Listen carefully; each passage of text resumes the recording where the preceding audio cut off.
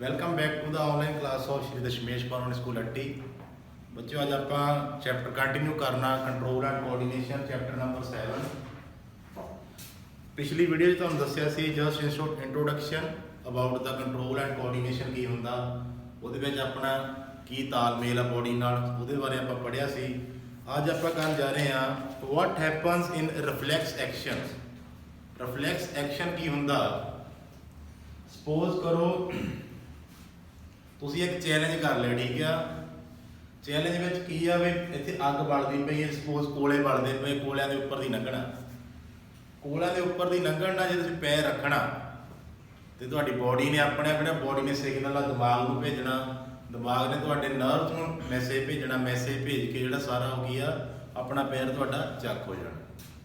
ਜੇ ਉਸੇ ਐਕਸ਼ਨ ਨੂੰ ਟਾਈਮ ਲੱਗਦਾ, ਸਪੋਜ਼ ਕਰੋ ਤਾਂ ਪੈਰ ਰੱਖਿਆ ਤੁਸੀਂ, ਉਹ ਨਰਵਸ ਦੇ ਵਿੱਚੋਂ ਮੈਸੇਜ ਗਿਆ ਦਿਮਾਗ ਨੂੰ, 1 ਮਿੰਟ ਲੱਗ ਗਿਆ ਦਿਮਾਗ ਨੂੰ ਮੈਸੇਜ ਪਹੁੰਚਣ ਨੂੰ, ਤੇ ਉਸ ਤੋਂ ਬਾਅਦ ਦਿਮਾਗ ਕਹਿੰਦਾ ਹਾਂ ਬਈ ਥੱਲੇ ਤੱਤਾ ਆ ਵੀ ਤੂੰ ਕਾਕਾ ਆਪਣਾ ਪੈਰ ਚੱਕ ਲਾ, ਤੇ ਉਹ 1 ਮਿੰਟ ਦੁਬਾਰਾ ਮੈਸੇਜ ਭੇਜਣ ਨੂੰ ਲੱਗਾ, ਨਰਵਸ ਰਾਹੀਂ ਥੱਲੇ ਆਇਆ ਮੈਸੇਜ, ਜਾਂ ਤੇ ਤੁਹਾਡਾ ਪੈਰ ਕੀ ਹੋ ਜਾਣਾ, ਲੂ ਹੋ ਜਾਣਾ। Reflex is a word we use very commonly when we talk about some sudden action in response to something in the environment. We say, I jumped out of the way of the bus. Reflexly, मैं आया बहुत तेज बस चलती सी, ਤੁਹਾਨੂੰ ਕੀ ਲੱਗਾ ਵੀ ਥੱਲੇ ਤੁਹਾਡਾ ਮਿੱਤਰ ਵੀਡੀਓ ਬਣਾ ਰਿਹਾ, ਮੈਂ ਚੱਲਦੀ ਬੱਸ ਤੋਂ ਛਾਲ ਮਾਰਨੀ ਆ, ਉਹ ਤੁਸੀਂ ਕੀਤਾ ਇੱਕਦਮ ਛਾਲ ਮਾਰੀ, ਰਿਫਲੈਕਸਲੀ ਤੁਸੀਂ ਆਪਣੇ ਆਪ ਨੂੰ ਰੋਕ ਲਿਆ। I pulled my hand back from the flame reflexly. ਥੱਲੇ ਮੋਮਬੱਤੀ ਬਲਦੀ ਸੀ, ਐ ਹੱਥ ਰੱਖਿਆ ਉੱਪਰ ਆ ਕੇ ਇੱਕਦਮ ਹੱਥ ਉੱਪਰ ਚੱਕ ਹੋ ਗਿਆ। ਉਹ ਤੁਸੀਂ ਦਿਮਾਗ ਨੂੰ ਮੈਸੇਜ ਨਹੀਂ ਪਿਆ ਵੀ ਹਾਂ ਵੀ ਦਿਮਾਗ ਹੱਥ ਚੱਕ ਲਾ, ਆਪਣੇ ਆਪ ਚੱਕ ਹੋ ਗਿਆ, ਰਿਫਲੈਕਸਲੀ ਚੱਕ ਹੋ ਗਿਆ। I was so hungry, my mouth starting watering reflexly. ਕੀ ਆ, ਬਹੁਤ ਭੁੱਖ ਲੱਗੀ ਆ, ਤੁਸੀਂ ਰਸਤੇ ਵਿੱਚ ਦੇਖਿਆ ਛਬੀਲ ਲੱਗੀ ਆ, ਨਾਲ ਕੀ ਆ ਛੋਲੇ ਚੱਲਦੇ ਨੇ ਤੇ ਤੁਹਾਡੇ ਮੂੰਹ ਦੇ ਵਿੱਚ ਇੱਕਦਮ ਪਾਣੀ ਆ ਗਿਆ, ਰਿਫਲੈਕਸਲੀ ਆ ਜਾਂਦਾ, ਮੱਲੋ ਮੱਲੀ ਪਾਣੀ ਆ ਜਾਂਦਾ। ਕਈ ਬੱਚਿਆਂ ਨੂੰ ਗੋਲ ਗੱਪੇ ਦੇਖ ਕੇ ਮੂੰਹ 'ਚ ਪਾਣੀ ਆ ਜਾਂਦਾ।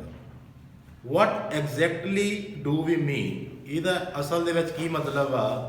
A common idea in all such example is that we do something without thinking about it or without feeling in control of our actions, yet these are situations where we are responding with some action of changes in our environment. How is control and coordination achieved in such situations? ਮੈਂ ਪਹਿਲੇ ਦੱਸ ਕੇ ਹਟਿਆ ਵੀ ਇਸ ਕੰਮ ਨੂੰ ਕਰਨ ਨੂੰ ਕੋਈ ਵੀ ਜਸਟ ਨੈਨੋ ਸੈਕਿੰਡਸ ਹੀ ਲੱਗਦੇ ਨੇ। ਇਹ ਪੂਰਾ ਤਾਲਮੇਲ ਕਿਵੇਂ ਬਣਦਾ ਉਹ ਆਪਾਂ ਅੱਗੇ ਪੜਾਂਗੇ। Let us consider this further. Take one example. Touching a flame is an urgent and dangerous situation for us, or in fact for any animal. How would we respond to this? One seemingly simple way is to think consciously about the pain and possibility of getting burned, and therefore move our hand. An important question is how long will it take to us to think all this? ਠੀਕ ਆ, ਤੁਸੀਂ ਇਹਦਾ ਜਲਦੀ ਹੋਈ ਲਾਟ 'ਤੇ ਹੱਥ ਰੱਖਿਆ, ਤੁਹਾਡੇ ਦਿਮਾਗ 'ਚ ਖਿਆਲ ਆ ਗਿਆ ਵੀ ਹਾਂ ਮੈਂ ਤੇ ਹੱਥ ਰੱਖੂੰਗਾ, ਮੇਰੇ ਹੱਥ ਲੂ ਹੋ ਜਾਣਾ, ਸਾਰਾ ਹੱਥ ਜਲ ਜਾਣਾ, ਉਹਨੂੰ ਟਾਈਮ ਲੱਗੂਗਾ। ਪਰ ਇੰਨਾ ਸੋਚਣ ਦਾ ਟਾਈਮ ਨਹੀਂ ਹੁੰਦਾ, ਦਿਮਾਗ ਫਟਾਫਟ ਇੰਸਟੈਂਟਲੀ ਨਾਲ ਹੀ ਹੱਥ ਤੁਹਾਡਾ ਚੁਕਾ ਦਿੰਦਾ ਹੈ। The answer depends on how we think. If nerve impulses are sent around the way we have talked about earlier, then thinking is also likely to involve creation of such impulses. Thinking is a complex activity, so it is bound to involve a complicated interaction of many nerve impulses from many neurons. ਲੱਖਾਂ ਦੀ ਤਾਦਾਦ 'ਚ ਨਿਊਰੋਨਸ ਜਾਂ ਲੱਖਾਂ ਹੀ ਤੁਹਾਡੇ ਇੰਪਲਸਸ ਆ, ਉਹਦਾ ਅਲੱਗ-ਅਲੱਗ impulse ਨੇ ਅਲੱਗ-ਅਲੱਗ ਮੈਸੇਜ ਤੁਹਾਡੇ ਦਿਮਾਗ 'ਚ ਲੈ ਜਾਣਾ। ਇਹ ਨਹੀਂ ਵੀ ਇੱਕ ਇੰਪਲਸ ਤੋਂ ਮੈਸੇਜ ਲੈ ਕੇ ਆ ਰਹੀ ਆ, ਉਹ ਦਿਮਾਗ 'ਤੇ ਹੌਲੀ-ਹੌਲੀ ਪਹੁੰਚੂਗਾ।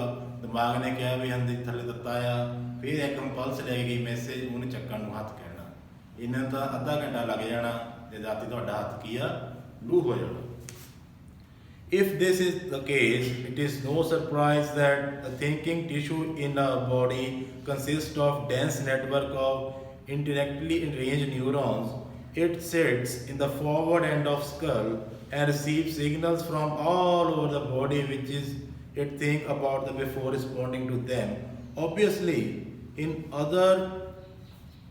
order to receive these signals, this thinking part of the brain in the skull must be connected to nerves coming from various part of body. Similarly, if the part of the brain is to instruct muscles to move, nerves must carry this signal back to the different part of body. If all of this to be done when we touch the hot object, it may take enough time for us to get burned. ठीक है, ਤੁਹਾਡਾ ਦਿਮਾਗ ਬਣਿਆ ਇੱਥੇ, ਦਿਮਾਗ ਤੁਹਾਡੇ ਇੱਥੇ ਸਕਲ ਆ, ਖੋਪੜੀ ਤੁਹਾਡੀ ਲੱਖਾਂ ਦੀ ਤਾਦਾਦ ਨਰਵ ਚੱਲਦੀਆਂ ਬੋਡੀ ਦੇ ਵਿੱਚ, ਤੁਹਾਡੇ ਹਜ਼ਾਰਾਂ ਹੀ ਨਿਊਰੋਨਸ ਨੇ, ਕੱਲੇ ਕੱਲੇ ਨੇ ਕੀ ਹੈ ਇੰਟਰਕਨੈਕਟਡ ਹੈਗੇ ਆ, ਜਿਹਦਾ ਇੱਕ ਦਾ ਇਹਦਾ ਮੈਸੇਜ ਆਉਂਦਾ ਬਹੁਤ ਟਾਈਮ ਲੱਗਣਾ ਸੀ, ਸਾਰੇ ਆਪਸ ਵਿੱਚ ਕੀ ਹੈ ਕਨੈਕਟਡ ਆ, ਉਹਨੇ ਫਟਾਫਟ ਤੁਹਾਡਾ ਹੱਥ ਉੱਪਰ ਚੁਕਾਤਾ। How does the design of body solve this problem? अपनी body का structure किमें problem को solve करदा? Rather than having to think about the sensation of heat, if the nerves that detect the heat were to be connected to the nerves that move muscle in simpler way, the process of detecting the signal or the input responding it by output action might be completed quickly. ਤੁਹਾਡੇ ਜਿਹੜੇ muscle ਦੇ ਨਾਲ tissues ਲੱਗੇ ਆ, ਉਸ ਤੋਂ ਬਾਅਦ ਨਿਊਰੋਨਸ ਤੋਂ ਮੈਸੇਜ ਆਉਂਦੇ ਪਲਸ, ਉਹ ਫਟਾਫਟ ਕੁਇਕਲੀ ਕੀ ਆ ਤੁਹਾਡੇ ਤੋਂ ਕੰਮ ਕਰਵਾ ਦਿੰਦੇ। Where should such reflex arc connections to be made between the input nerve and the output nerve? ਇਹ ਇਨਪੁਟ ਤੇ ਆਊਟਪੁੱਟ ਨਰਵ ਦਾ ਕਨੈਕਸ਼ਨ ਕਿੱਥੇ ਬਣਦਾ ਆ, ਠੀਕ ਆ। The best place of course would be at the point where they first meet each other. एक input आ रही output आ रही दोनों मिले, उत्थे की है इन्हां दा तालमेल बनदा, रिफ्लेक्स आर्क बनदी आ। The nerves from all over the body meet in the bundle in the spinal cord on the other way, on their way to the brain. Reflex arcs are formed in the spinal cord itself, although the information input also goes to the reach to the brain. ठीक है, reflex action की हुंदा जिहड़ा फटाफट completely action होया, ਤੁਹਾਡੀ body ਨੇ ਕੀ ਹੈ ਰਿਫਲੈਕਸ ਐਕਸ਼ਨ ਕੀਤਾ, ਕੋਈ ਵੀ ਕੰਮ ਕੀਤਾ ਫਟਾਫਟ ਉਹਨੂੰ ਕੰਮ ਬੈਕ ਦਿਮਾਗ ਤੋਂ ਸਿਗਨਲ ਲੈ ਕੇ ਚੱਕਿਆ, that is called the reflex action. ਤੇ ਰਿਫਲੈਕਸ ਆਰਕ ਬਾਰੇ ਆਪਾਂ ਦੱਸ ਰਹੇ ਤੁਹਾਨੂੰ। Of course reflex arc have involved in the animal because the thinking process of brain is not fast enough. Animals ਦੇ ਵਿੱਚ ਵੀ ਰਿਫਲੈਕਸ ਆਰਕ ਹੁੰਦੀ, ਪਰ ਉਹਨਾਂ ਦਾ ਦਿਮਾਗ ਦਾ ਜਿਹੜਾ ਸਿਸਟਮ ਆ ਥੋੜਾ ਜਿਹਾ ਘੱਟ ਤੇਜ਼ ਹੈ।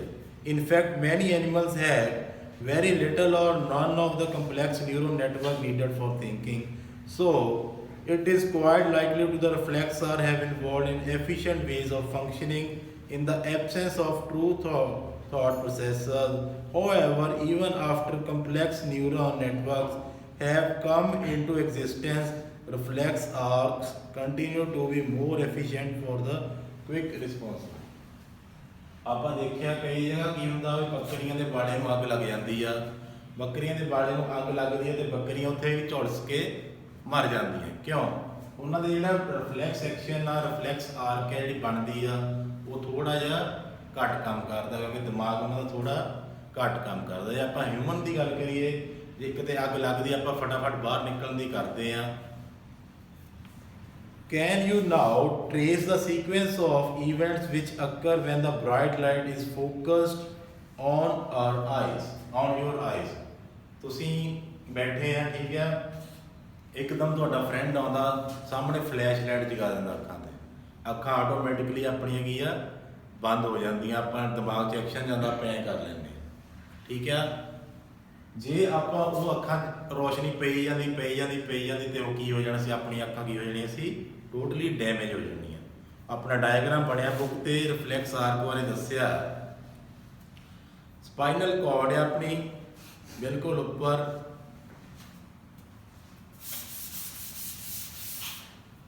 ਇੱਥੇ ਦਿਮਾਗ ਨੂੰ ਮੈਸੇਜ ਆ ਰਿਹਾ ਸਪਾਈਨਲ ਕਾਰਡ ਤੋਂ, ਠੀਕ ਆ। ਇੱਥੇ ਨਿਊਰੋਨ ਰਾਹੀਂ ਮੈਸੇਜ ਆ ਰਿਹਾ, ਬੋਡੀ ਬੰਦੇ ਦਾ ਹੱਥ ਆ, ਠੀਕ ਆ। ਇੱਥੇ ਫਲੇਮ ਚੱਲਦੀ ਹੈ, ਇੱਧਰੋਂ ਮੈਸੇਜ ਆ ਰਿਹਾ।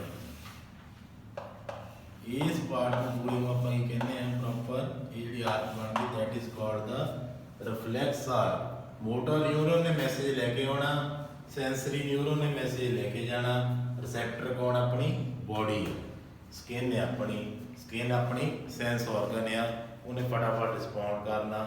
ਸਾਰਾ ਕੁਝ ਕੌਣ ਹੈਂਡਲ ਕਰ ਰਿਹਾ ਦਿਮਾਗ। ਜੇ ਦਿਮਾਗ ਨਾ ਹੋਵੇ ਤਾਂ ਰਿਫਲੈਕਸ ਐਕਸ਼ਨ ਨਹੀਂ ਹੋਊਗਾ। ਇਹ ਸੀਗਾ ਆਪਣਾ reflex action and reflex arc. ਬਾਕੀ ਆਪਾਂ ਨੈਕਸਟ ਵੀਡੀਓ ਦੇ ਵਿੱਚ ਕਰਾਂਗੇ ਆਪਣਾ human brain and coordination in the plant. Thank you, have a nice day.